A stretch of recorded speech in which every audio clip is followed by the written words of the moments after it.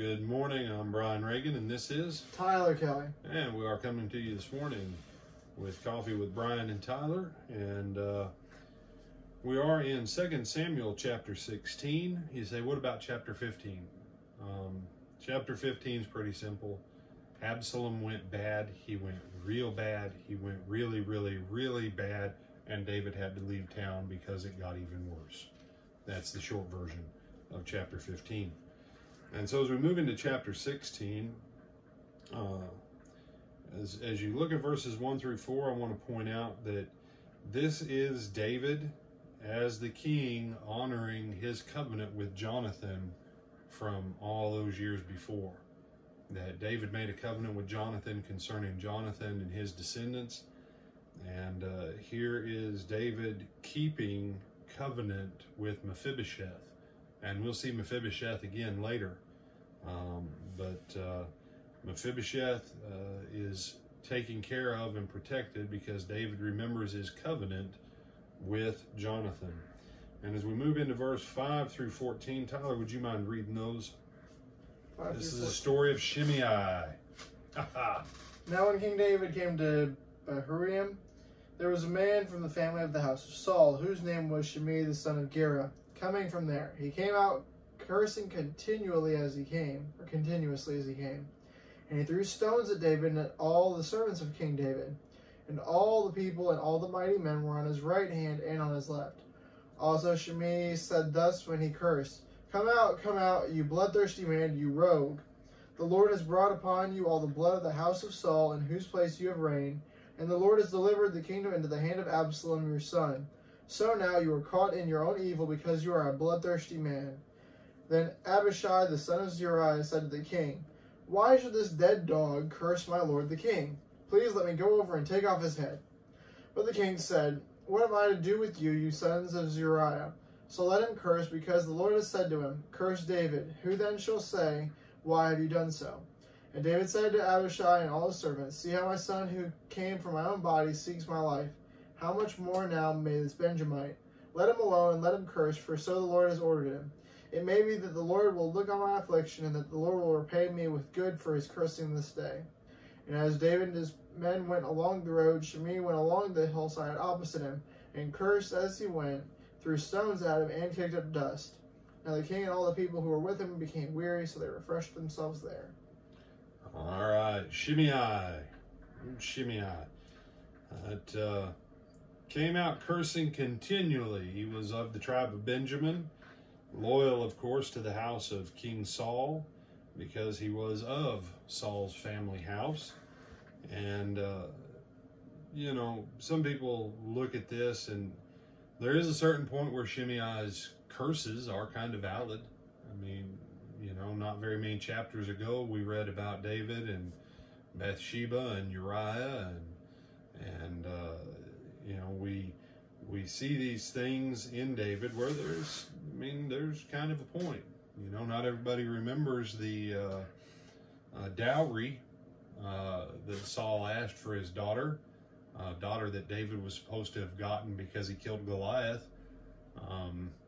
You say, what was that? I just encourage you to go back go back and read 1 Samuel.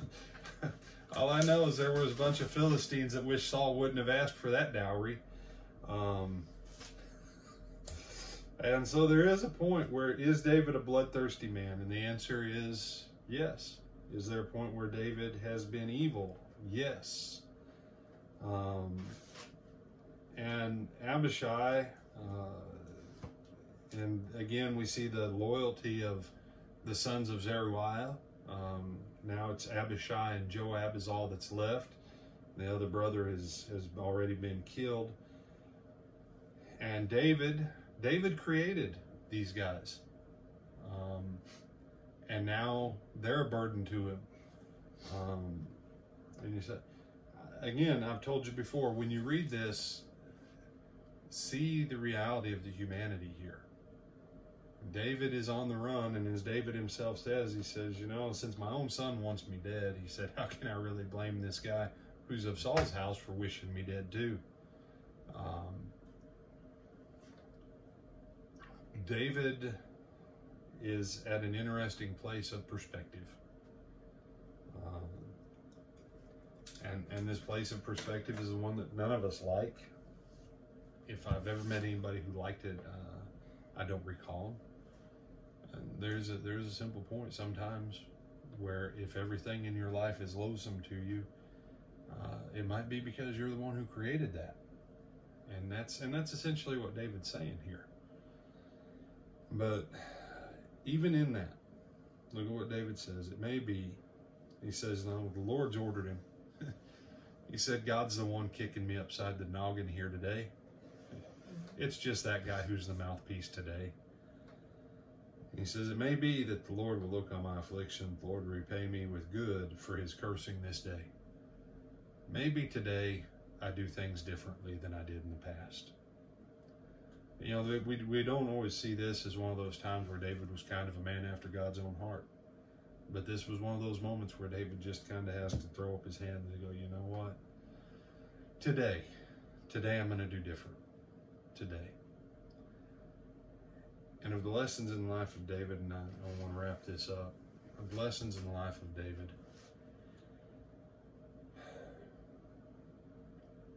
there has to come a place in all of our lives as Christians where we look at other people's failures and we look at our own, and that we just need to be like David and have mercy, and that we also need to be like David on this one and say, you know what, in the past, but today I'm going to choose a different path. Maybe you have someone in your life that you've given them 28 chances. And today they say they're going to choose a different path. Why don't you also choose a different path today? Give them the chance to choose that different path. Maybe you're the one who's like David. Maybe you need to make today your day where you go, you know what, today I'm going to do different. Other people around you might be like Shimei, and they'll still curse you even though today you've chosen a different path.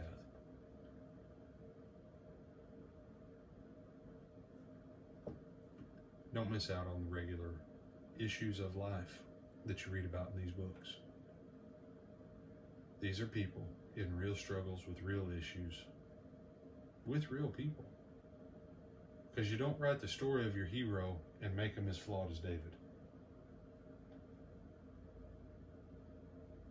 But here you are, where David says, you know what, my own kid wants me dead. I ain't surprised that this guy wants me dead. You sons of Zeruiah, you're wearing me out. Even though you guys have been the ones who've done all my dirty work for years. You know what? Today I'm doing a different day. No, you ain't killing him. No, I'm not cursing him back. We're just going to keep on going forward. Because today we're going to start doing things different. We're going to change. We're going to be better. And I want to challenge you with that today. Today. Choose to be better than you have been in times past. Tyler, you got any other thoughts on that one? No, sir. Then bid him good day, my brother. Have a good rest of your day and go in the blessing of the Lord.